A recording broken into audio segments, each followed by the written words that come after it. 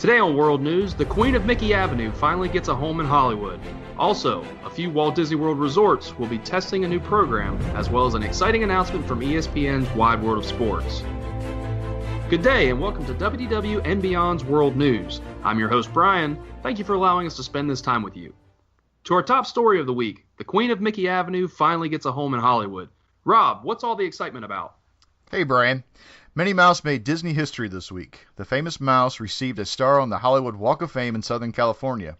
The sidewalk star was unveiled this past Monday, January 22nd, recognizing the iconic status of the world-famous mouse who made her film debut in 1928's Steamboat Willie.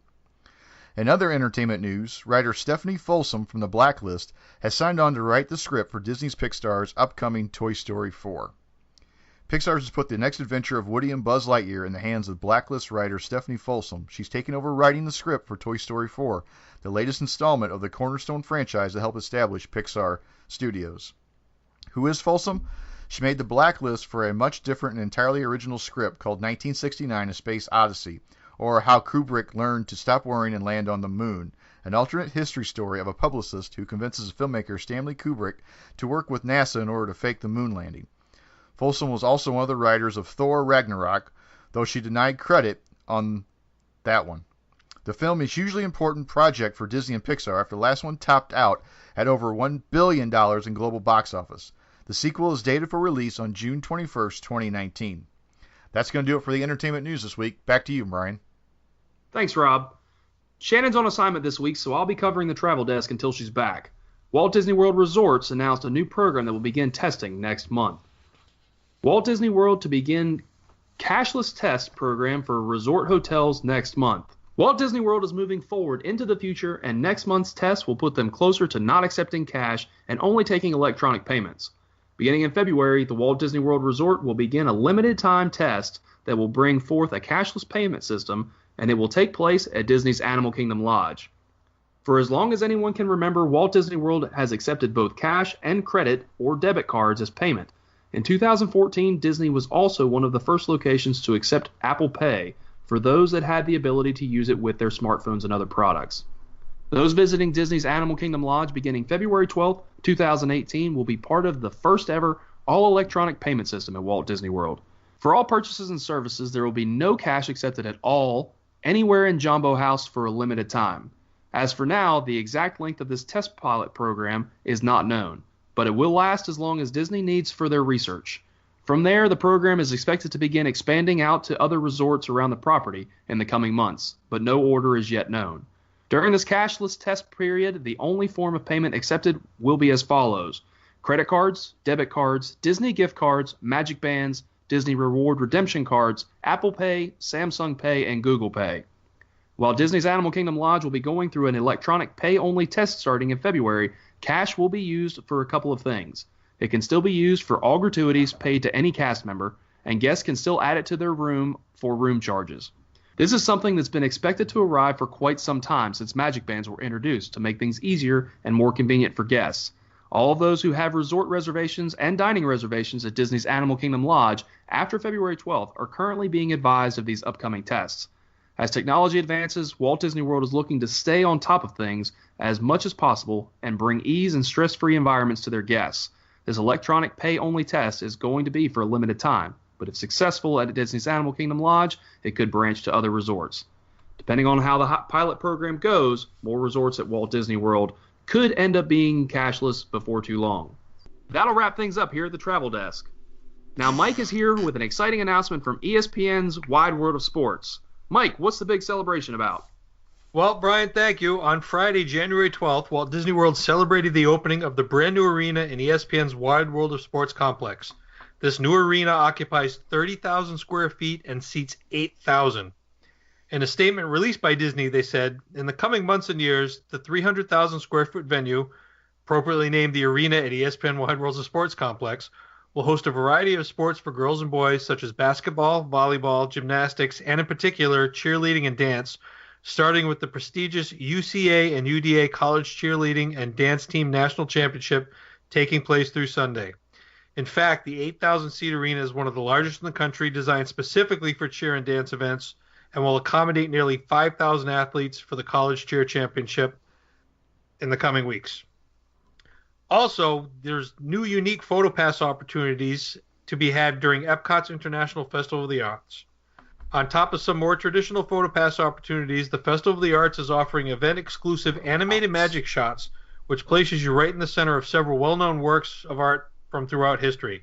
These works include George Washington Crossing the Delaware by Emanuel Lutz, which you can find at the American Adventure, The Birth of Venus by Botticelli, which can be found in the Italy Pavilion, Scream by Edvard Munch, and Mona Lisa by Leonardo da Vinci, both can be found in the Italy Pavilion, and Luncheon of the Boating Party by Pierre-Auguste Renoir over in the France Pavilion. One other neat new PhotoPass opportunity features a custom backdrop with an artistic rendition of World Showcase for your picture-taking pleasure.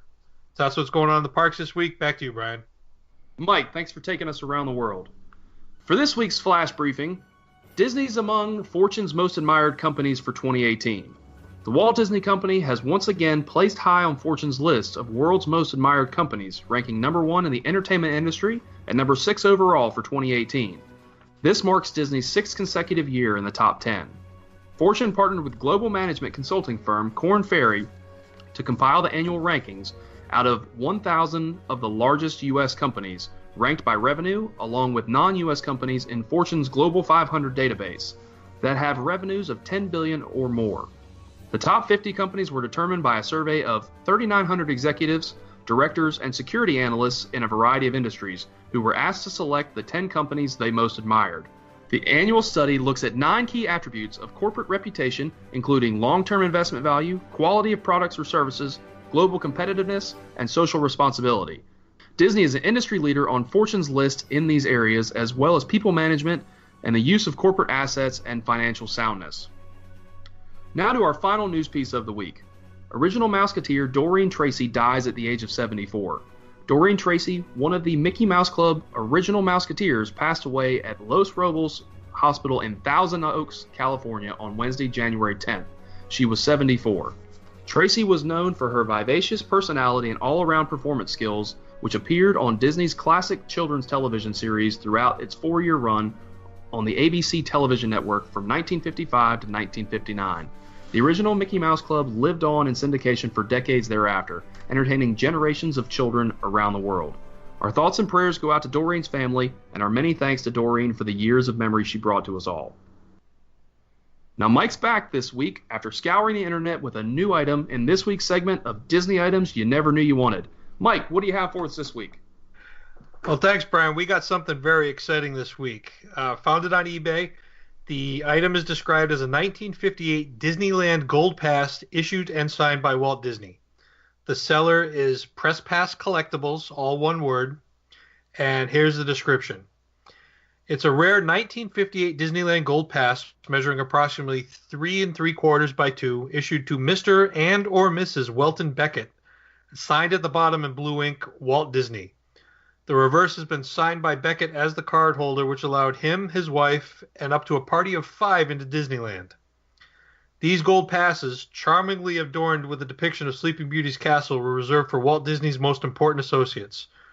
This one was issued to noted architect Welton Beckett, who shared a long and personal professional relationship with Disney.